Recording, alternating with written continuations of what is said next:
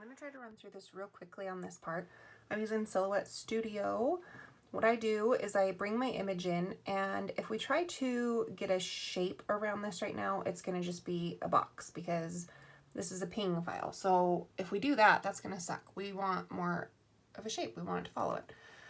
What I like to do, someone may know an easier way to do this, but I go up to the trace panel.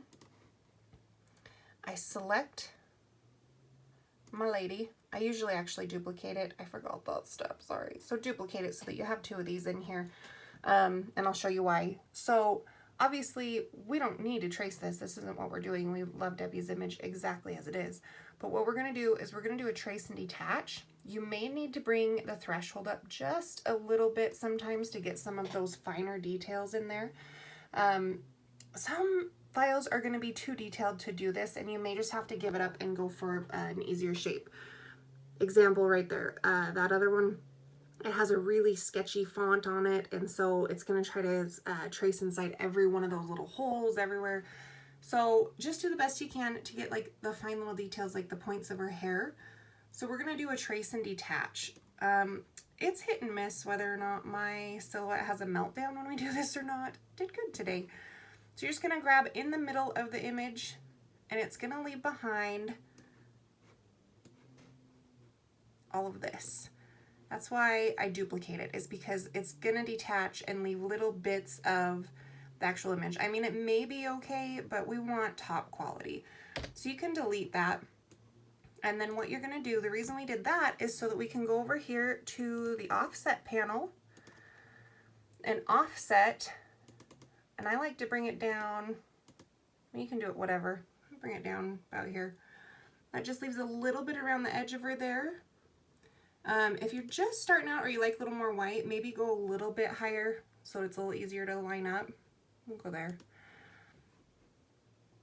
And then if there's any of these little extra guys, just release your compound path, get rid of that so that you're just left with your outline, okay? Then we'll pretend like this is not the traced one. Bring them back in, line them up. Now we're ready to go on to get ready to cut. This is just to make sure that we can line those up together and get them to whatever size we need. But now we have the shape of our girl. Sublidecal is on the mat. We have it shiny side up. We are not going to mirror this when we cut it. We are going to cut it as is. I'm using the vinyl glossy settings. I did amp up the force to about 15. It's a little bit thicker than a typical 651. You don't notice it as you go to apply it and use it, but you definitely notice it as you go to cut it. So you want to be able to get that clear through. Okay, we're just going to go ahead and weed this just like you would any other vinyl. You can see there, I'm not going to be able to do this one-handed. So there is the shape of our sweet little skull with the mask. And then I've got some rectangles here for the other ones that I'm doing. So go ahead and weed it. See, we've got shiny side up, and then we'll go on to the next step. We've got our heat press preheated to 350 degrees Fahrenheit. Here is our sublimation print. Everything is mirrored. I love, love, love watching the transformation of colors. Like, is her hair like purple and blue in this? And yet it's gonna turn out amazing. I freaking love sublimation. We have our Sublidecal all cut out. We're just gonna lay this on our press. If you have a swing away, this works best. If you have a clamshell, I've done it with that too, and it does just fine. You're just gonna bring your press over top of it. We're not closing it, but we are just gonna stick it over top for about 25 seconds. This is just so the ink can fully dry, and it's gonna kind of pre-shrink your Sublidecal so that as we go to press it, everything's gonna stay the same size that we wanted to. Nothing's gonna get off kilter with shrinkage. So we'll just give that about 25 seconds and then we'll go on to the next step. I have my Sublidecal face up, my sublimation paper face down. And what I've done, I've just taken, and I don't have a light box or anything, I just hold it up to the light and I have just lined them up. If you wanted to take the time when you print this to do a print and cut, then, I mean, you could follow the lines that you did for your Sublidecal so that you'd have nice lines to line up. I wasn't too worried about it because this was just for an example, and this will be for my own use to put on my water bottle. I've got, this is Sublidecal that I put on the end of January, and I washed this like crazy, and it still looks amazing. I love this stuff. And then these guys, same thing. This was just, these are for my sister, and then this is for a customer. So these are just on rectangles, so those will be pretty easy to line up. This one I did go ahead and just trim around the edge a little bit so I could kind of follow it. Watch for little things like little strands like this. That'll be your biggest tell of if things are off. You'll look up here and it'll look right, and then you get down here and this strand of hair is like off the Sublidecal. So take your time on this part. This is really like the most time consuming part of it. Use high heat tape. You don't have to use this much. I just got excited.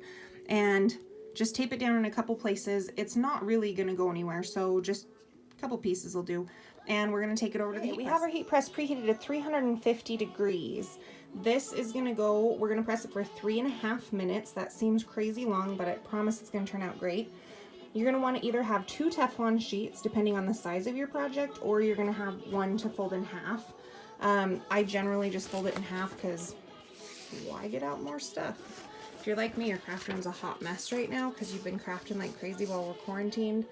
I've got like a sewing station over here, doing a little bit of everything right now.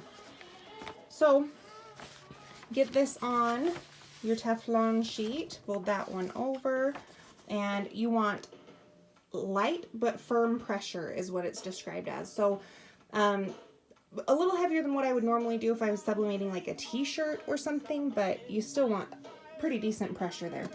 So I'll see you in 3.5 minutes. When it's time to take off of the Teflon, it is, I mean, you can see it's stuck to it. To keep from curling, especially if you were going to give this decal to a customer, you don't want it all curled up.